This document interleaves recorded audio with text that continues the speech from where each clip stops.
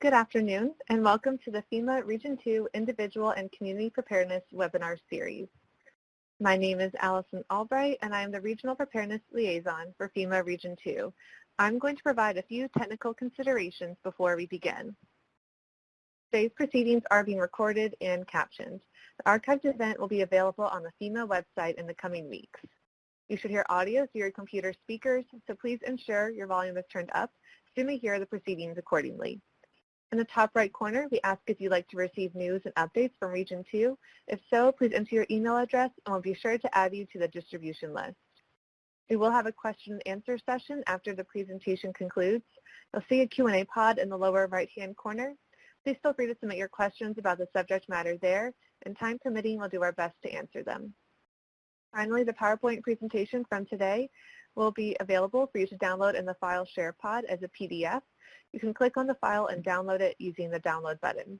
With that, I'd like to turn it over to the Region 2 Community Preparedness Officer to introduce our speaker and today's proceedings. Good afternoon, everyone. Buenas tardes. I'm Debbie Costa, the Community Preparedness Officer for Fema Region 2. On behalf of our team working to strengthen preparedness across the region, I'd like to welcome you to our webinar series. In FEMA's 4-year strategic plan, the agency's goal 1 is to build a culture of preparedness. Our team is focused on preparing communities for disasters by providing useful information and training, inspiring people to act and be ready for any emergency. As part of that goal, we're pleased to be hosting today's webinar about the U.S. Department of Agriculture's Rural Development Program. Their programs range from water, community facilities, industry, business, cooperatives, and rural housing. Miguel Angel Ramirez, Public Information Officer, will discuss program eligibility, criteria, and the application process. Miguel Ramirez has been working with the USDA-Rural Development for 25 years. Previously, he worked in the law office, the banking sector, and in state government in La Fortaleza as an aide to the governor of Puerto Rico. He has a bachelor's degree in business with a specialty in accounting and a Juris Doctor from Inter-American University Law School. In his current position as Public Information Officer, he explains the agency's programs to the state and local government, nonprofit organizations, and the general community. Thank you so much, Miguel. I would like to hand the microphone over to you. Well, good afternoon. As they just told you, I am Miguel Ramirez, the Public Information Officer of Rural Development. I will talk about our agency programs that may help you a lot in your current position or as private citizen. The first program I will talk about is the community program. That the objective of the program is the development and improvement of essential community facilities that serve to the rural areas. Any facility needs for the development of rural community. In other words, we help, as you know, all the current government are unfunded, or they don't have enough money. Then rural development enters and help the community. These funds can be utilized by the local government,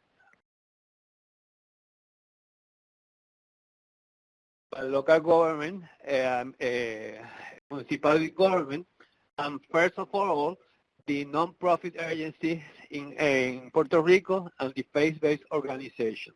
That it's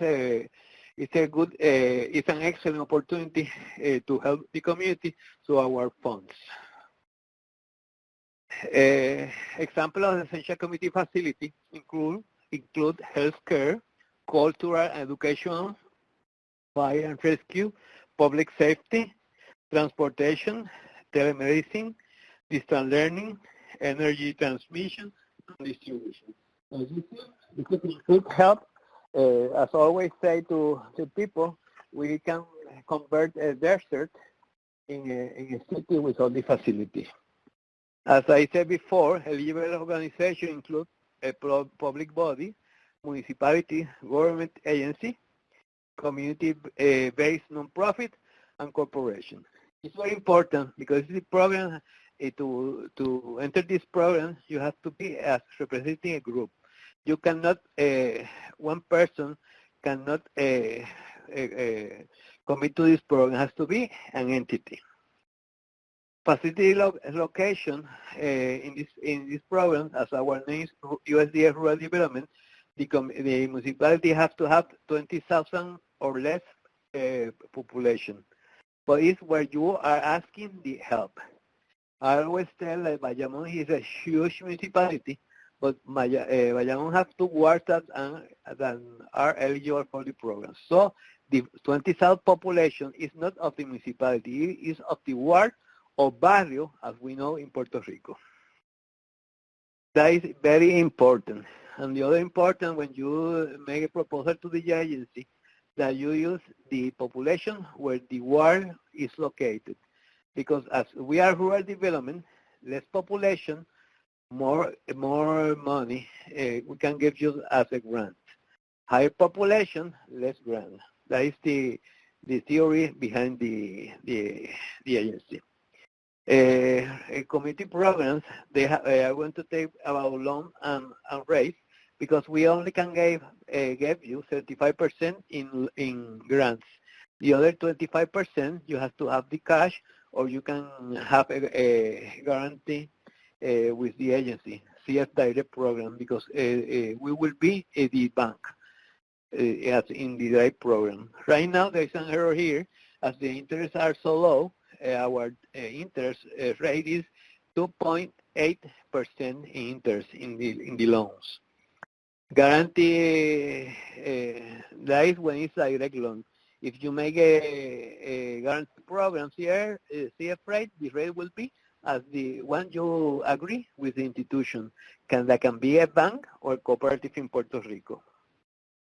Other important thing is that as we try to help the community, the loans can be up to 4 years. So the payment will be a small payment. And if you decide you want to pay before the 4 years, you can pay without penalty. That is a very interesting point of view. The 4 years are for the non-profit and faith-based organization, because of Puerto Rico law. We cannot find if you are a municipality or you are a government agency, we cannot finance you more than 25 years. But non-profit and faith organization, we can finance up to 4 years. Feasibility and loan security, all loans must be adequately secured based on satisfactory source of repayment.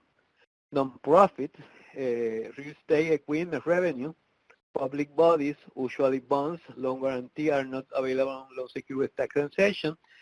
That is the community facility program. It's an excellent program if you want to help your community. It has to be a rural community. You have up to 40 years if you are a non-profit or faith organization to pay, and they go up to 75% in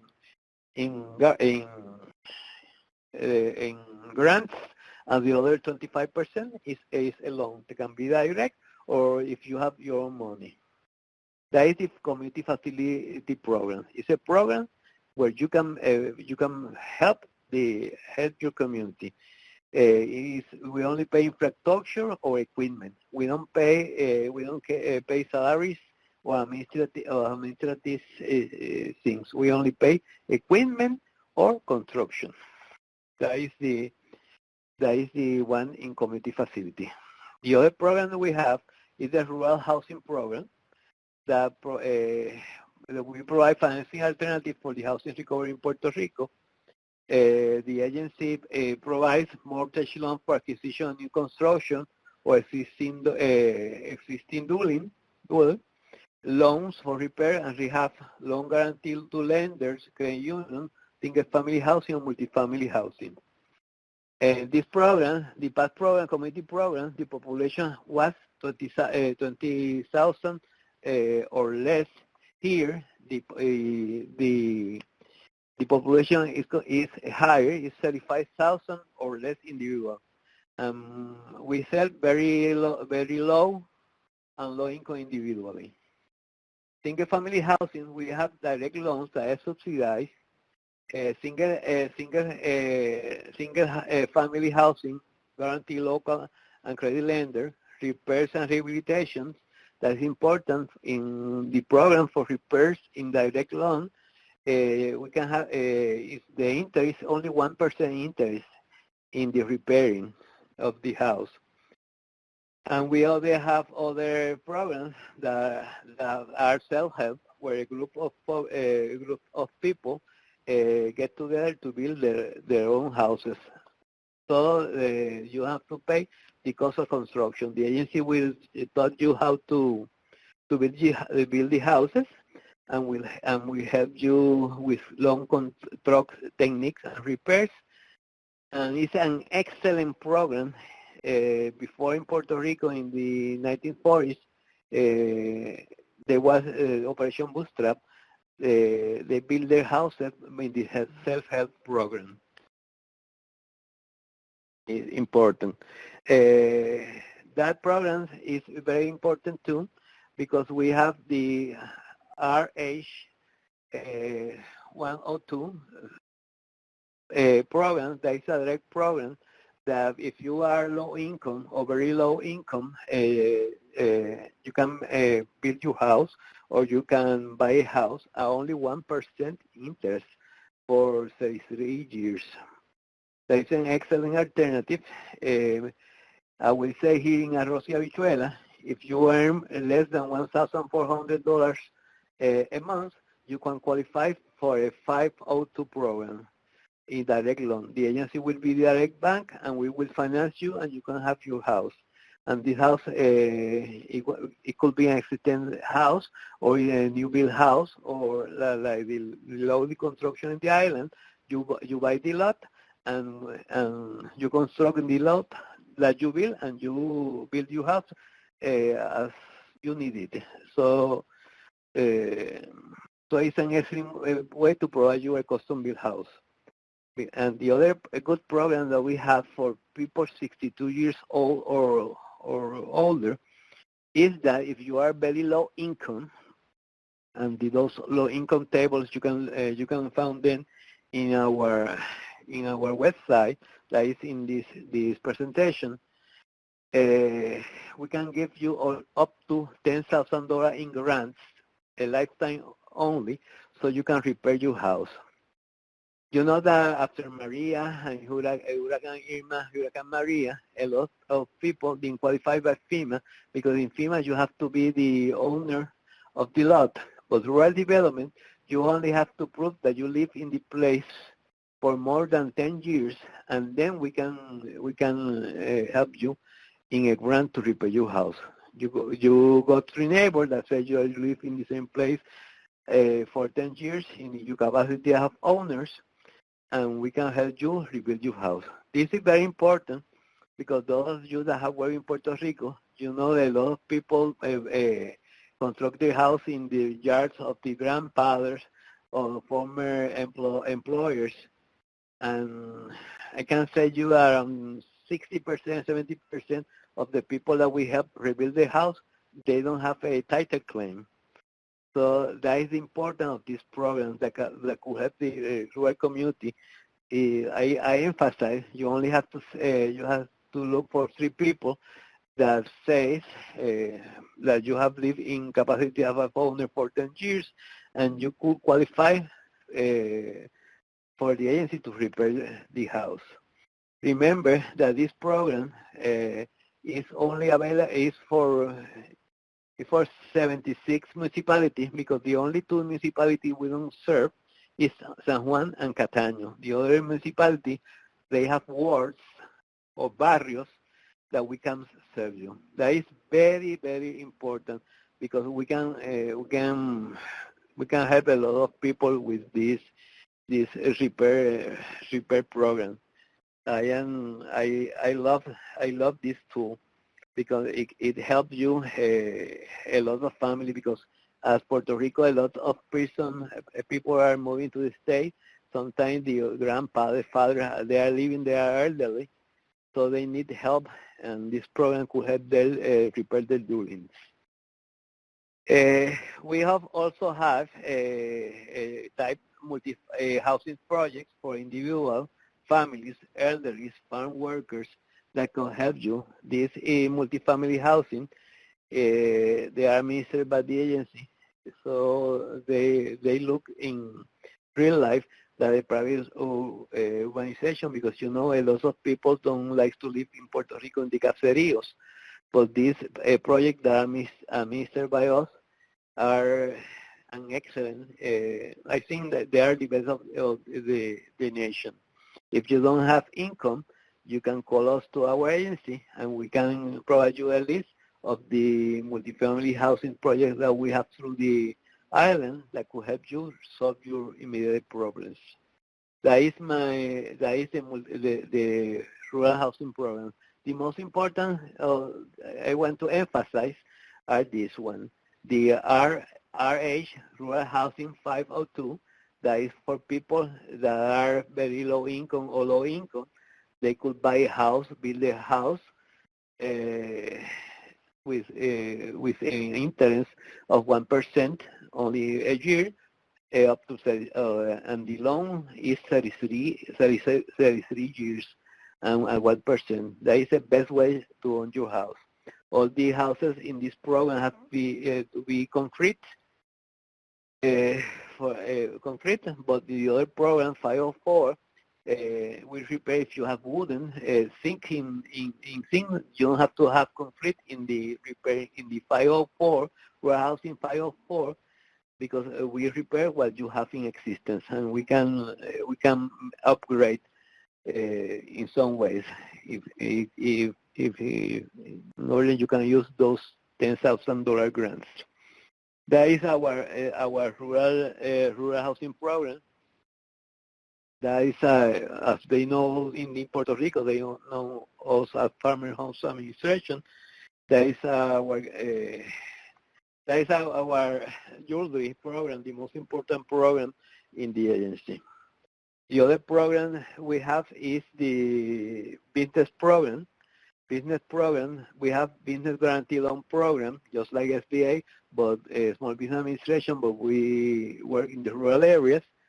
The Rural Energy for American program, REAP, is renewable energy, the value added producer grants, and rural cooperative grants service. As in this program, remember the first program, community program, the population was 20,000 or less. In the rural housing we just discussed is 35,000 or less. And in this business program, the population is 50,000 or less. So each program has a different kind of population. But in rural cooperative programs, all the big municipalities are not eligible for this program in the business programs. And those municipalities are San Juan, Bayamón, Guaynabo, Cataño, Carolina, Trujillo Altos, Caguas, Mayagüez, y Ponce. But this for the business program, because in the rural housing and community facility, some of these programs are eligible. So each program has their own program. Hello. I am in a meeting. I will call you immediately after I finish. Thank you. Excuse me. Business guarantee program. The eligible programs are for startup cost, working capital acquisition, for construction, expansion, repair, modernization, purchase of equipment, machinery, and supplies, process and marketing, refinance under certain conditions, energy purchase, installation of renewable energy system, or improvement. The business loan guarantee program, the rural business program, eligible borrowers are any legal entity, individuals, non-for-profit organization, and corporation. Remember that in the first one community program, individuals were not eligible, only work groups. The only thing that you have to be, like all the programs, you have to be U.S. citizens or a legal resident in the United States, no restriction on business size, and you have to comply with all state regulations.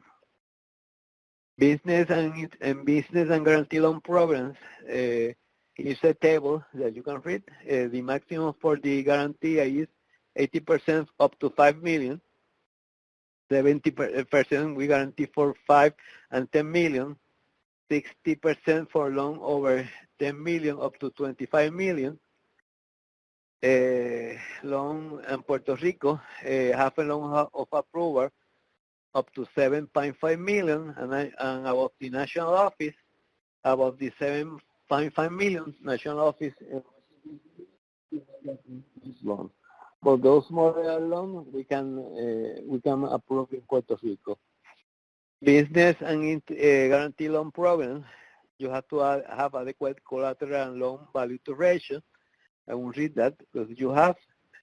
And rural cooperative. Now we are going to talk about rural energy for American producers. That are for agricultural producer. You have to be 51% of your or more euros income can be has to be from agricultural producer. This is important because you don't have to be like agricultor bona fide, like in the state. Our income that you are agriculture for producer is your tax income. Like if you earn 51% of more your income of agriculture, for us you are a farmer. You don't have to have this state farmer regulation. A small business, for profit small business as defined by SBA, all, as I said before, all Puerto Rican, except 9 municipalities mentioned before, are eligible for this program. An important thing that for the energy program, you can qualify the other 9 municipalities if you are a farmer, because remember that our name is USDA, United States Department of Agriculture. Even in San Juan, if you are a farmer and you need renewable energy, you can apply, and there is no exception. That is a very important thing, that if you are a farmer, you don't have you can build your project using our money if you are a farmer. There are no exception. Rural energy for America program have 2 programs: high energy efficiency, renewable energy. Renewable efficiency is for lighting, heating, cooling, ventilation, fans, automatic control, insulations. And renewable energy are solar, wind, small hydroelectrics, and the other of above. If the system is approved by the United States, we can use funds for our place. If you are eligible to this program, you can contact me, because this I will send you all the material, specific material for the energy programs, and the due dates to submit the application. That is very important, because these have two submission days during the year. Rural Energy for America program, REAP program, is we gave in grants up to 25% of eligible project costs. But it's very important, as we live in a community, in the state government, Department of Agriculture can give you the other 50% in grants. So if you put our 25 grant and feed us grants, we can have the project up to 75% in grant. So you only have to look the other 25%. This is very important, you know about this. And then we are going to evaluate other project grants. Evaluate other project grants. They are for farmers, cooperatives, owned farmers, agricultural producer groups, or associations. Evaluate other grants, funding request either for planning or working capital. Maximum request is $75,000 for planning and up to $250,000 for working capital. So it's an excellent time. We in this program lately, for the last 3 or 4 years, a lot of youth are entering to this to the farm work. That is an excellent opportunity because Puerto Rico imports almost 85% what we eat. So we like to help a lot in develop other programs. This program, as you a lot of coffee producers in Puerto Rico use this program because this pay for the publicity of the programs. All those coffee that we sell in Puerto Rico, in Japan, in Europe, use our programs. It's in an excellent program. You say if you go mangoes, you can use the value added. We can grow those mangoes. We can sell them and sell in the state. We can make mango juice. If you go to Europe, or now they're exporting our mangoes to Texas, where Puerto Rican living, and it's a good way to add value to your products. And we use a lot of these products, and the Rural Energy for America program last October, 12 cooperative producers received each one $250,000 in grants for the projects. And so are using this is a huge opportunity. If you are a young farmer or you already have your program, to add value to your products and to grow and live off the farming agriculture. We have another program. There is a competitive program that is a Rural Cooperative Development Grant. The objective of the established Operating Center for Cooperative Development, applicants can be non-profit institutions of higher education, and the grants is a maximum grant of $200,000. This grant in Universidad Geméndez has won a couple of times. Fundación Puerto Rico, Orcila Calderón Foundation, Puerto Rico, other Puerto Rico Foundation use. What they use the money is to teach people how to work or benefit their program.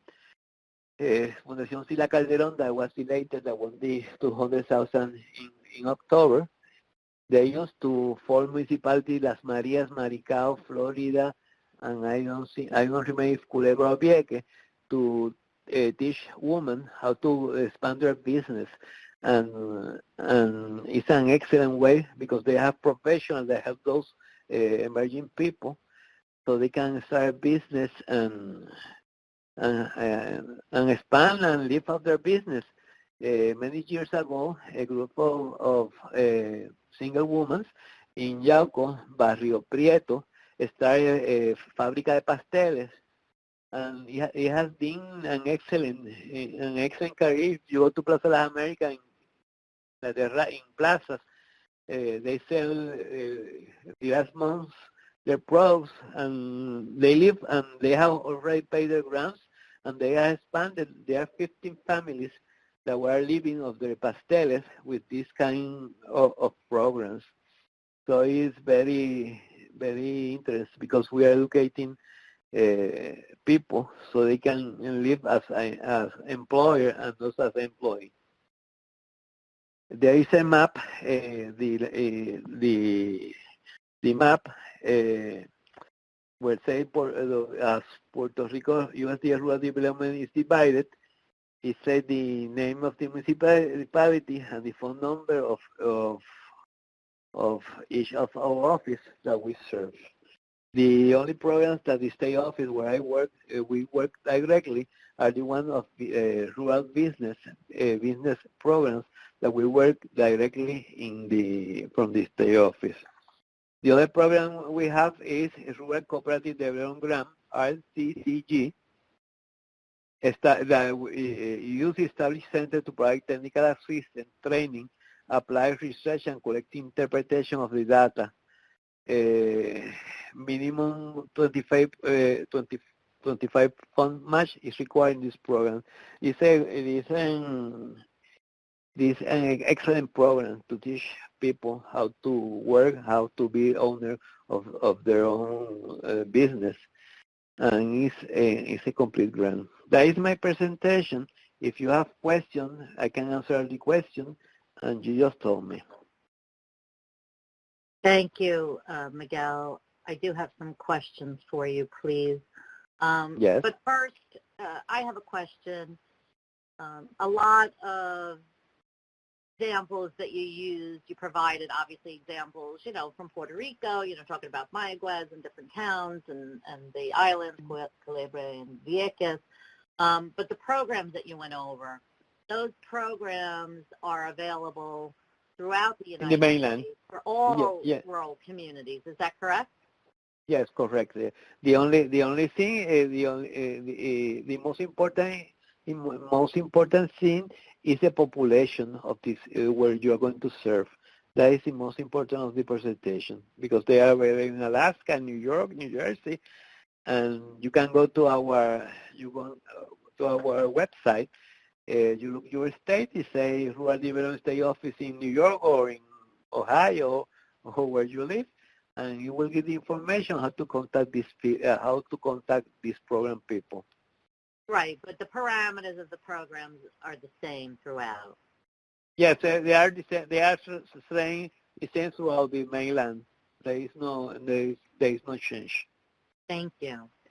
You're can welcome. You please tell us, does an eligible facility include a facility that would house homeless people? I didn't understand the last part. Mm-hmm. Homeless people that don't have a Yes, home. homeless, lots of homeless people organizations use this in Puerto Rico, this program. The community facility. Mm-hmm. When we're talking about eligible facilities, if a facility houses or is being made available to house homeless people, as long as the other parameters are met, it would qualify as an eligible facility? Yes, but the eligible facility has to be in eligible place. So it has to be in a rural place in the state where you are working. Okay. And I see there was a question about these programs on the U.S. Virgin Islands, and I would imagine these programs are also available for the Virgin Islands as well, correct? Yes, it's incredible, but the Virgin Islands is served by our office in Florida. So you have to go to Florida State Office, and they will provide the service. But as the Virgin Islands, yes, up to when I signed 1995, we had in Puerto Rico, but in the 2000 they changed to Florida office. That is that I think is a mistake, because we are only 20 minutes away from I know. It would make more sense for the office to be in Puerto Rico than Florida, but okay. Yes. So the person who asked about we are trying this new administration. They ask us the PO. We are PO, Public Information Officer. What is changed? I told them that they should reconsider again Puerto Rico back the authority of the Virgin Islands, because we are the natural people to serve them, because we in 20 minutes we are in the island. Right. We can serve, and as what they call us island people, we understand each problem better than the one on the mainland. That is my opinion. Especially when you start talking about island time, that's a whole different understanding. Yeah, we know, because we are from the island. Exactly. But they don't understand it. But I make a request. I talk. The people from Florida was not so happy to hear that, but I made a request. We continue helping. But right, as before, when I started, I used to go to St. Croix, St. Thomas. It's better because all St. Thomas and Croix qualify completely without exception to all these programs. There's no problem. Okay. Next question. I have one or two more questions for you. Someone asked, I'm not sure about the terminology, you might understand better, but it says, an R3 recipient, and then in parentheses 78 years old, can get that grant of $10,000? Yes, we cannot discriminate. The last year I closed a housing project for a lady that was 96 years old, and she was happy because the loan lasted 33 years, so she will live until 130 30 years. She was so happy because as she guaranteed for 33 years, she will not live that long. We cannot discriminate anything. The only part that you bring this part, if we have given you 10,000 grant to repair your house, then if you die before 3 years, the heirs will have to pay the rural development the money of the repair. That is the only question. But if you die before 3 years of the grant for the repair of the house, that is the only thing. But you are not living; it's your heirs. Heirs. So that is the only bad part. That you have to live 30 years more when we give you a grant. If not, you have to give the money back. Your grandchildren have to pay it back then. Your grandchildren have to pay back. But the people are so happy after Maria. I love my job because after Maria, lots of people in Puerto Rico are going to the state, and you see all those people that are 80, 90 years alone, and when you repair their houses, sometimes they are so happy. The last day they have a decent house. So it's a wonderful program. I love my agency. I just can't tell you that. Well, you do a lot of good work. Can you please tell us which of the programs applies for the construction of a property for people with disabilities? Yeah, it's the community programs.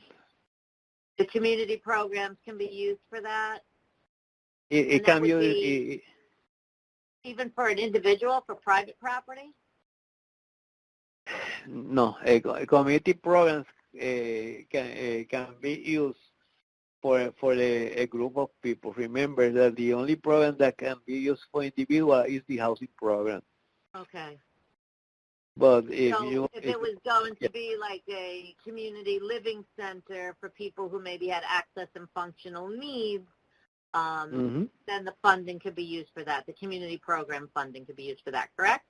Yes, but you know that the life is full of but. if you are making a housing program, you have to use then the rural housing programs. That is in some cases you have to write me with your specific problem, and I can consult you and answer you. I think that my name in the presentation, because I have computer problems, by my email is Miguel MIUUEL Ramirez RAMIREZ zebra at USDA.gov. Yep, we have it on the screen. We have it on the screen right now, and I do have 2 more questions for you before we finish up. Don't worry, I have all my day for you. You just we won't keep you all day, just a little bit longer. Yes. Can an emerging duo of farmers rent a place and be eligible for building their facilities to house equipment, infrastructure, etc.? Yes, that program is called Rural Housing, Farmer Program. It's Farm Labor Program Housing. That is the correct name. Farm Labor Housing Program. Yes. Okay. And somebody on the island in Puerto Rico could reach out to you if they needed more information about that program. Yes, you send my email. If I don't know the answer, I will send to the program director that is in the presentation. Is Arlene Zambrana, and we will that we work with a lot of nonprofit agencies. We have 2 partners that could help you. That is Paston Corporation. that they use our funds to help people in the farming area, the farmers and cooperative service, and Ponce neighborhood. So you send me your inquiry that we have some non-profit that work together us. I know that we can solve you. I know we can solve your problem. There won't be a problem. If not, we will do those things because we are positive. We are looking to help the people, not to harm. Yeah. So Exactly. That's what they pay us to help to, as one of my sponsors say, we have to think out of the box. We have to look in new ways and try to connect. And there are good people in national office that they are always trying to help. Another question. Exactly. We have somebody who asked, they currently engage in roof repairing for families victims of the 2017 hurricanes and those who have suffered the loss of the roof thereafter. Would they count as self-help? They count by HPG, Housing Preservation Grant. It's another grant. Okay. Housing Preservation Grant. HPG. Housing Preservation Grant. Yes, you can enter our website in the is www.rd.usda.gov and look for HPG, Housing Preservation Grant, and they will give you how to enter to the program. If not, you write me, and I will send you the presentation and the submission form. Okay, great. There is a competition fund, and it will open around last of February or March. Okay. And so it's an excellent. Last year, 25 entities won those grants, and that is complete grant. You don't need matching funds. Grants are good. Yes. If a corporation is participating in the Regrow program, would they be eligible for other programs? Yes. Yes, there is no problem. Because it look like let me say like Paxson Corporation. Paxson Corporation, they have a business part, they have a housing part, and they have a business part. So they asked me for 3 different programs, and they are eligible. Okay. Could you just repeat your the link to access the web page again? Somebody asked, and we'll do one more question, and then we'll wrap it up. You can do every question you want. I work for Lourdes Cabrera. She's my boss, and she told me you have to be all day until 12 midnight, and that Cuban lady is terrible. So I obey her. It's www.rd